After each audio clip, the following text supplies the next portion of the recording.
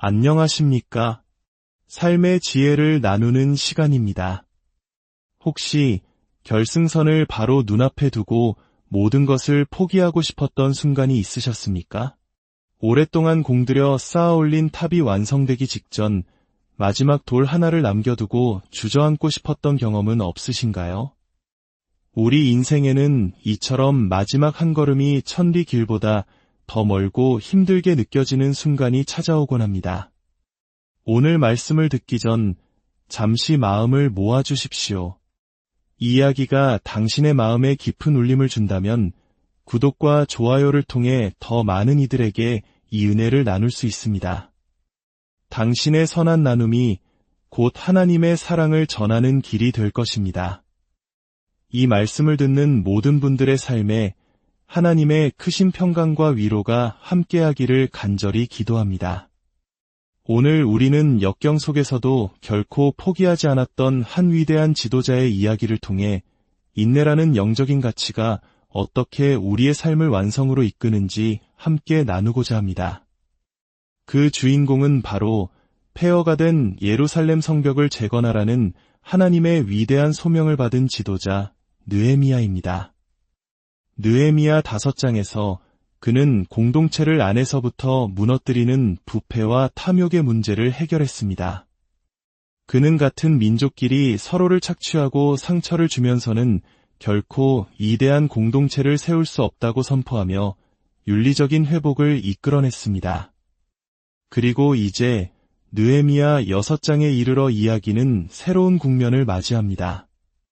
외부의 적들은 이제 공동체 전체가 아닌 리더인 느헤미야 바로 그 자신을 정조준하기 시작합니다.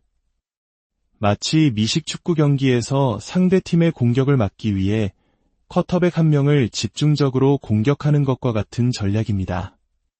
리더를 무너뜨리면 그가 이끌던 모든 움직임이 멈출 것이라 생각했기 때문입니다. 성경은 이렇게 기록합니다.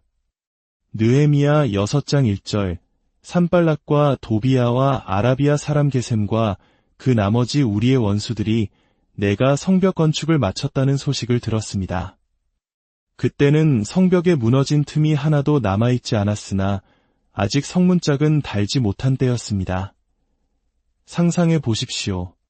오랜 시간의 땀과 눈물, 수많은 방의 공작 속에서도 마침내 성벽은 거의 완성되었습니다. 이제 마지막으로 가장 중요한 성문들을 제자리에 다는 일만 남았습니다. 모든 것이 거의 끝나가는 그 순간, 바로 그때였습니다. 사탄이 우리를 가장 맹렬하게 공격하는 때는 우리가 목표 지점에 거의 다다랐을 때입니다.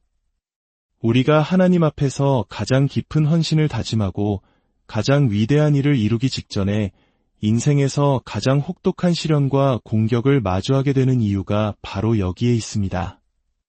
목표가 코앞이기 때문입니다. 세계적으로 유명한 보스턴 마라톤 코스의 마지막 구간에는 심장이 터질 듯한 언덕이라는 별명을 가진 가파른 오르막길이 있습니다. 수많은 선수들이 바로 이 마지막 고비를 넘지 못하고 포기한다고 합니다. 거의 다 왔다고 생각하는 순간 가장 큰 좌절의 언덕이 나타나는 것입니다. 우리의 삶도 마찬가지입니다. 우리는 너무나 쉽게 포기합니다. 나 자신에 대해, 우리의 가족과 자녀에 대해, 우리가 섬기는 교회와 우리가 속한 사회에 대해, 그리고 마침내 우리를 부르신 하나님에 대해서까지 너무나 빨리 등을 돌립니다. 바로 그 절체절명의 순간 느헤미야의 원수들은 전략을 바꿉니다. 노골적인 방해와 조롱 대신 아주 부드럽고 교활한 회유책을 들고 나옵니다. 2절을 보면 산발락과 게셈이 느헤미야에게 사람을 보내어 말합니다. 오시오, 우리가 오노 평지의 한 마을에서 서로 만납시다. 마치 이제 그만 싸우고 우리 친구가 됩시다. 과거의 일은 모두 잊고 평화회담을 가집시다. 라고 말하는 것처럼 들립니다. 하지만 느헤미야는 그들의 속셈을 꿰뚫어 보았습니다. 그들은 나를 해치려는 계획을 꾸미고 있었다고 성경은 기록합니다. 느헤미야는 성령님이 주시는 영적 분별력을 가지고 있었습니다. 우리 삶에서도 마찬가지입니다. 무언가 잘못되었다는 마음속에 미세한 떨림이나 불편함이 느껴질 때 우리는 잠시 멈추고 기도하며 성찰해야 합니다. 그것은 하나님께서 우리에게 주시는 지식의 말씀, 즉 초자연적인 직관일 수 있기 때문입니다. 느헤미야는 그들의 유혹에 단호하게 답합니다. 나는 지금 아주 중요한 큰일을 하고 있으니 내려갈 수 없소. 이 대답에는 두 가지 중요한 의미가 담겨 있습니다. 첫째, 그는 자신이 하는 일이 위대한 일임을 분명히 알고 있었습니다. 예루살렘 성벽을 재건하는 것은 단순한 건축 공사가 아니라 무너진 하나님의 백성의 정체성을 회복하고 하나님의 영광을 다시 세우는 거룩한 사명이었습니다. 설령 원수들의 제안이 진심이었다 할지라도 우리는 더 위대한 일을 버리고 덜 중요한 일을 선택해서는 안 됩니다. 하나님의 뜻을 행하는 것보다 더 중요한 일은 없습니다. 우리는 결코 사람들의 요구 때문에 혹은 그럴듯해 보이는 다른 제안 때문에 하나님이 맡기신 사명의 자리를 떠나서는 안 됩니다. 수많은 사람들이 실패하는 이유는 바로 여기에 있습니다. 하나님의 뜻이 머무는 성벽 위에서 내려와 달콤하게 들리지만 결국 우리를 파멸로 이끄는 온오평지로 향하기 때문입니다. 이런 이야기가 있습니다. 두 마리의 개구리가 우유통에 빠졌습니다. 통의 벽은 미끄럽고 높았으며 우유는 차갑고 깊었습니다. 첫 번째 개구리는 절망하며 말했습니다. 아, 이제 끝이야. 아무도 우릴 도와주지 않을 거야. 잘 있어, 친구. 안녕, 슬픈 세상. 그리고는 울면서 우유 속으로 가라앉아 죽고 말았습니다. 하지만 두 번째 개구리는 달랐습니다. 그는 포기하지 않고 필사적으로 발을 젓기 시작했습니다. 얼굴에 묻은 우유를 닦아내고 크림으로 범벅이 된 눈을 깜빡이며 혼잣말을 했습니다. 적어도 헤엄이라도 쳐보자. 여기서 개구리 한 마리가 더 죽는다고 세상이 달라질 건 없잖아. 그렇게 1시간, 2시간, 그는 불평 한마디 없이 계속해서 발을 저었습니다. 쉬지 않고 젓고 또 저었습니다. 그러자 놀라운 일이 일어났습니다. 개구리가 계속 발을 젓는 동안 차가운 우유가 점점 굳어져 버터 덩어리가 된 것입니다. 마침내 개구리는 그 단단해진 버터 덩어리를 딛고 통 밖으로 껑충 뛰어오를 수 있었습니다. 포기하지 않는 인내가 절망의 우유를 희망의 버터로 만든 것입니다. 느헤미야는 바로 이 두 번째 개구리와 같았습니다. 그는 하나님의 뜻이라는 위대한 과업 위에서 끈질기게 발을 저었습니다. 원수들은 한 번의 실패로 포기하지 않았습니다. 그들은 무려 4번이나 똑같은 제안을 하며 느헤미야를 성벽에서 끌어내리려 했습니다. 그들은 리더인 느헤미야만 무너뜨리면 지쳐있던 백성들의 사기는 순식간에 꺾일 것이라는 사실을 잘 알고 있었습니다. 첫 번째 전략이 실패하자 그들은 더욱 악랄한 두 번째 방법을 사용합니다. 바로 여론전입니다. 5절을 보면 산발랏이 이번에는 봉하지 않은 편지를 종의 손에 들려 보냅니다. 당시 봉하지 않은 편지란 모든 사람이 그 내용을 읽을 수 있도록 공개하는 일종의 대자보와 같았습니다.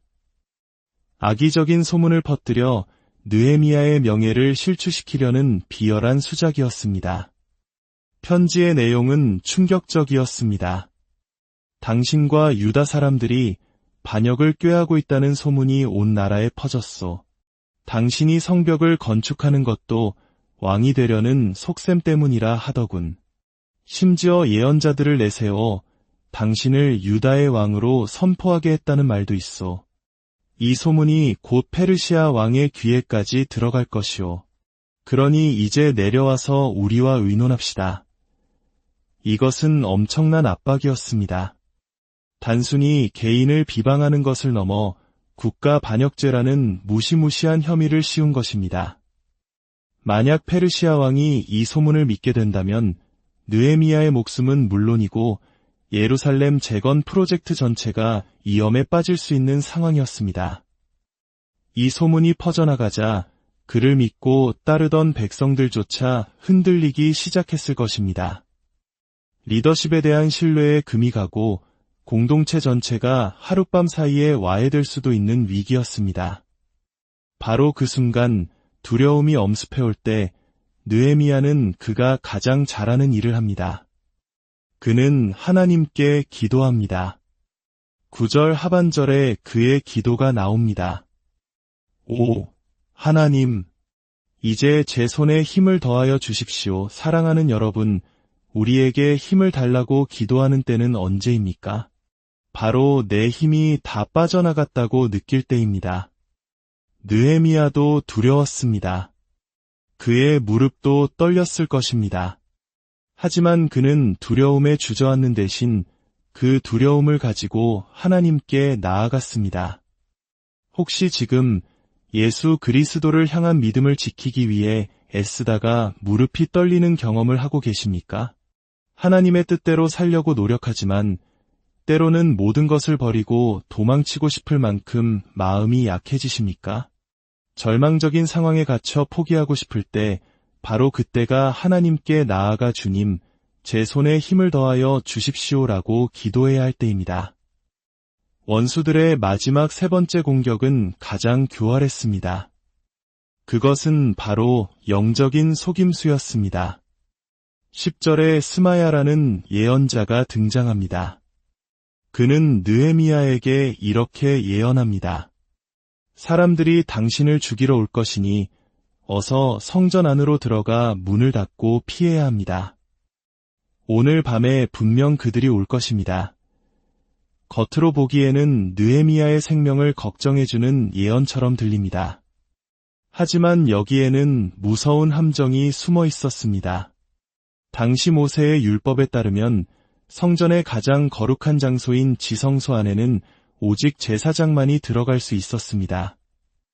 느헤미야는 평신도였기에 그곳에 들어가는 것은 하나님의 법을 어기는 중대한 죄였습니다. 원수들은 거짓 예언자를 매수하여 느헤미야가 두려움 때문에 스스로 죄를 짓게 만들려 했던 것입니다. 만약 느헤미야가 두려움에 못 이겨 성전으로 도망쳤다면 그는 하나님보다 자신의 생명을 더 중시하는 비겁한 지도자로 낙인 찍혔을 것이며 모든 리더십을 잃게 되었을 것입니다. 하지만 느헤미야는 속지 않았습니다. 그는 담대하게 외칩니다. 나 같은 사람이 어찌 도망을 가겠소? 내 목숨을 구하자고 성전으로 들어갈 수는 없소. 나는 결코 들어가지 않겠소. 그는 두려움 속에서도 하나님의 말씀을 기준으로 삼았습니다. 하나님께서 분명하게 말씀하신 것을 거스르는 다른 어떤 목소리에도 귀를 기울이지 않았습니다.